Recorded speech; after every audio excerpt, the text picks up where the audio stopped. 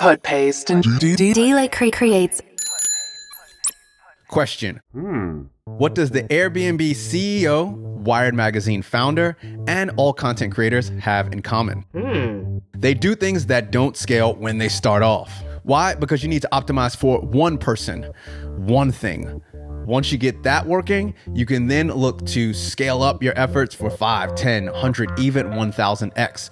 But you can't do that until you get one thing and one person right. Find out why doing things that don't scale can help your business and more on this episode of this video podcast series. Hey, I'm Darren Lake, and welcome to this podcast series collaboration between Digital Ninjas, D-Lake Creative, and Podpaste. We're on a mission to supercharge your brand, company, or organization and help you change the world through digital strategy, training, and insights. Each episode, we answer questions and talk about one specific idea to help you market and run your business better. And we do that by making them easy to digest, short, and concise, because we've all got a business to run. Let's take a walk. All right, today we're going to be talking about things that don't scale. And it's actually a panel discussion that I ended up being a part of that was really awesome. And I was joined by Natalie Rafa, who is the founder and CEO of SplashUp, which is an e-commerce software company that, let me get this right, just want to make sure that I don't hack it up, creates shopping experiences that shoppers won't forget.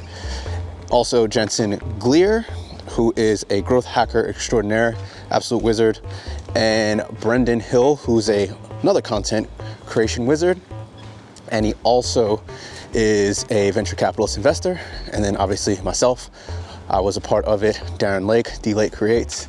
And I do a running fitness brand that also has an agency and does production work for clients. So what will you learn in this episode?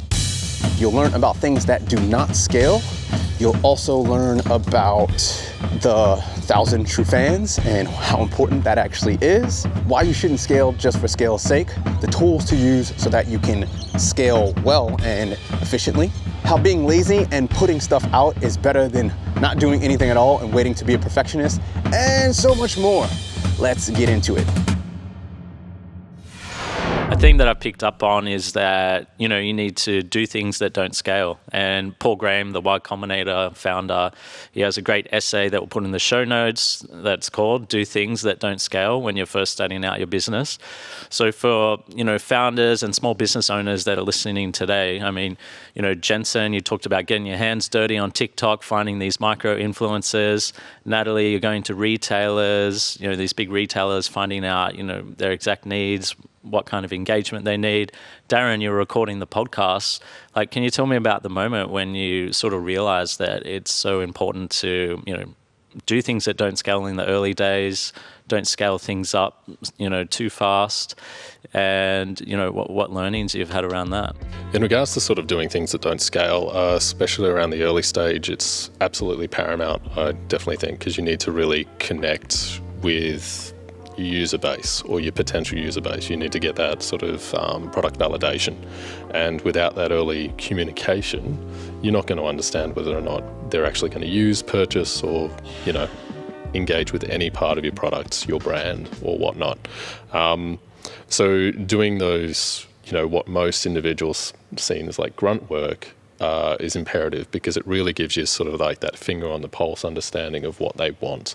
When you get to levels where you can scale, that you understand your operations of your own system, the next stages of platforms are transitioning into automation of, say, just general copy, blogs, etc. Platforms that utilize NLP such as GPT-3, such as Copy AI or Copysmith. That's kind of the next level. And then you also have going on to the next stage of image generation by artificial intelligence, such as DALL-E 2 and Imagen. DALL-E 2 is GPT-3 and Imagen is Google. That'll be kind of the stage 2, and then the final stage will most likely be video generated by artificial intelligence, where you can essentially just write up your brief, populate whatever the hell you want. Now, that's really great but it depends on the use case, of course. You've got to be like, okay, will my audience resonate with this? In the cases where you need that sort of personalization, that scalability, you got to think like, all right, well, if I'm a personal product, am I the linchpin or am I the bottleneck? And how do I alleviate that? But also the questions you have to ask is, where can I scale and what do I actually realistically need to scale? It's too easy to get stuck into this mindset of like scaling for scaling's sake. Whereas, people come to you for the connection, for the brand, for the value that you add depending on what product you're selling. You know what I mean? So it's kind of a mixed bag. It's understanding where you're at in the life cycle of your company, of your brand or whatever product or service that you're doing, and what you can, your sort of like most effective action, really. So what's going to be the most effective, get the biggest bang for your buck, and just take your time on considering that. If you're in early stage, it's getting in front of your customers, it's having that initial conversation, or it's providing value to them that allow them or persuade them to actually connect with you, follow you, use your services. If you're at, say, maybe a Series A or a Series B, you come from a generalist approach to more of a specialist approach within your company, you need to go, okay, what can we realistically scale? Is content generation for content's sake something that we want to do? Sure, happy days. Look at those sort of like new stages of artificial intelligence where you're automatically generating images and copy or video.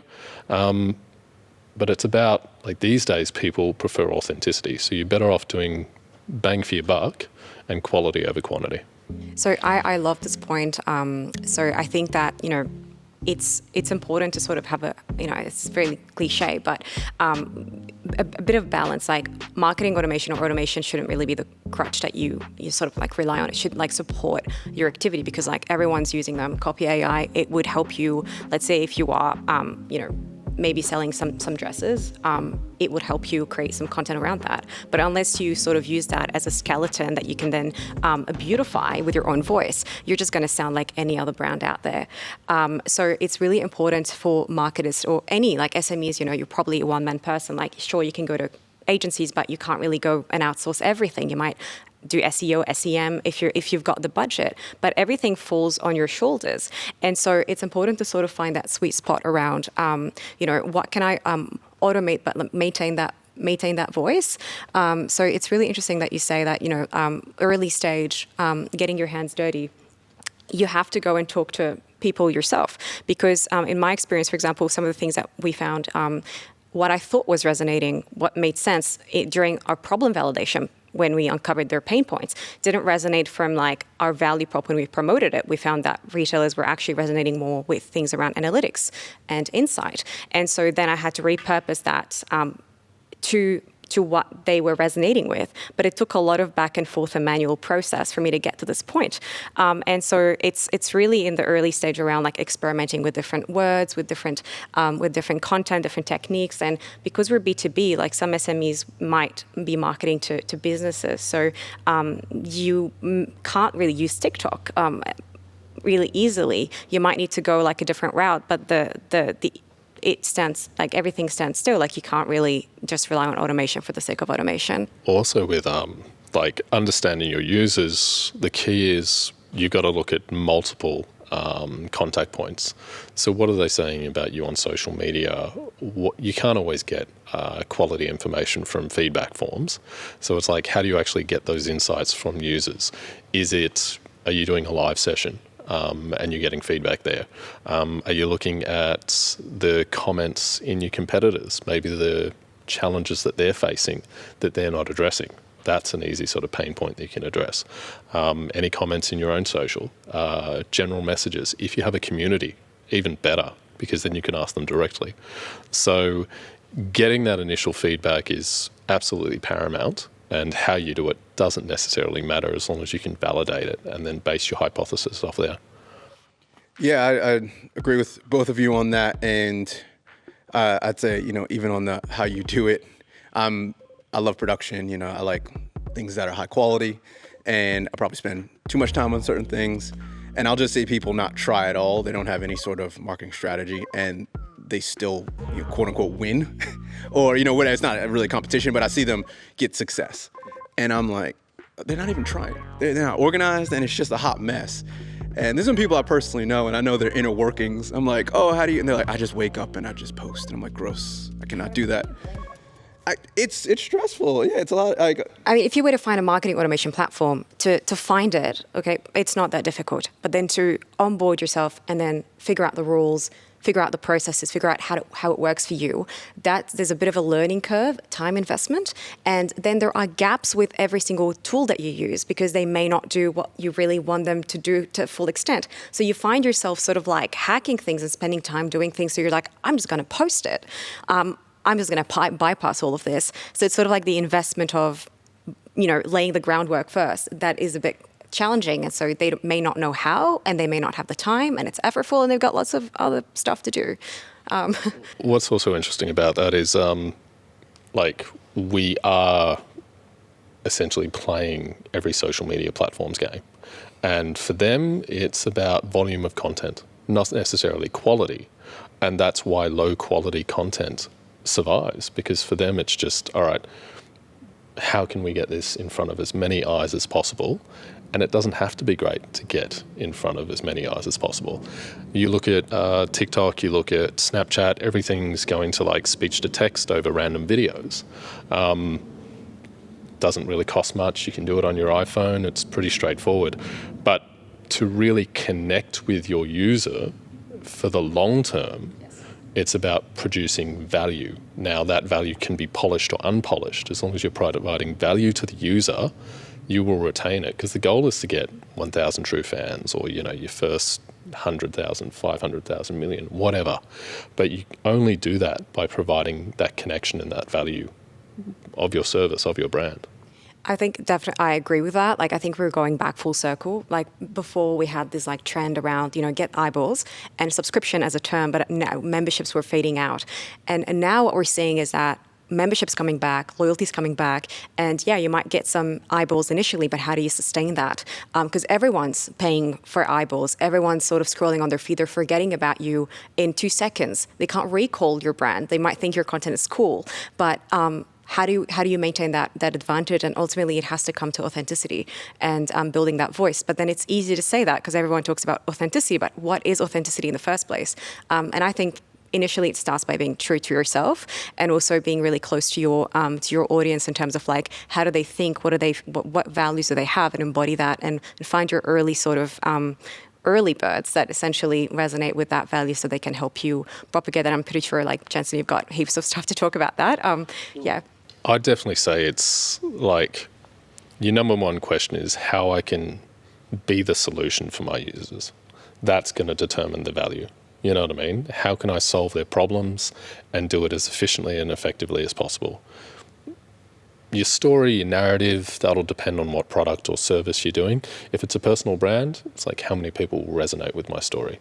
If it's like just a solution to, a SaaS software, it's like, all right, well, how many people can I fix this pain for? And that's going to be where your value lies. So yeah, I sometimes take the contrarian route of things, and I personally don't like short form content. So I know social media is a tool, Instagram, TikTok, etc. But I don't think it actually is where my strength is. I think about things in a deep way. I try to be introspective, and that is coming out in my brand.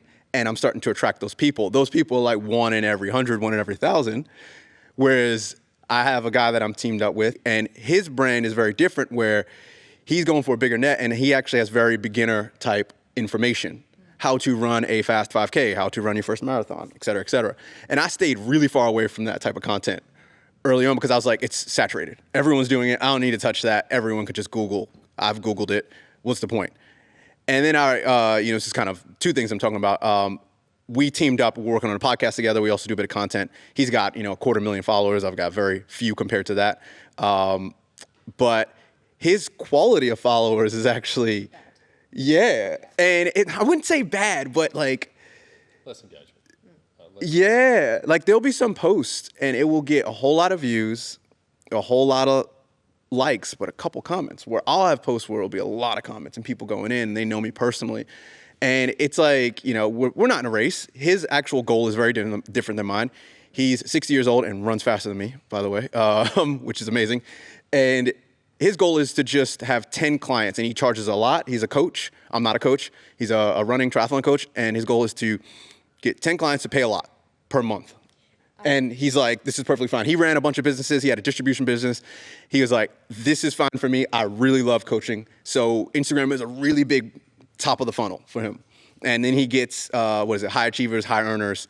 So people that can afford it, they go through, and he doesn't care about the bottom feeders. He's also educating people. He has free plans that he gives away. And, but people like here and there. So we tried to actually go deep on his story, and we realized people don't care about his story. People just want to know how to run faster. But then I flip it.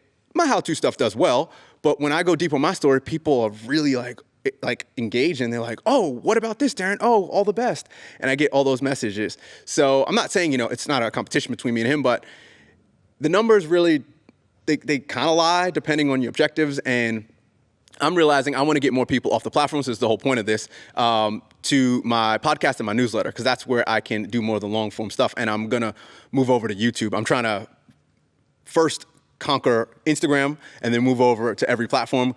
Doing everything at once is death. Most people know that, but you know, you brand new marketer or brand new business person, don't try to conquer every platform at once. You will spin out and run out of energy and run out of motivation. Please just do one every 3-6 months, however long. I've been on Instagram for a year and a half, and now I'm gonna slowly go over to TikTok, finally. And it's like, how'd it take you so long? I'm like, well, there was no rush, and I wanted to figure Instagram out.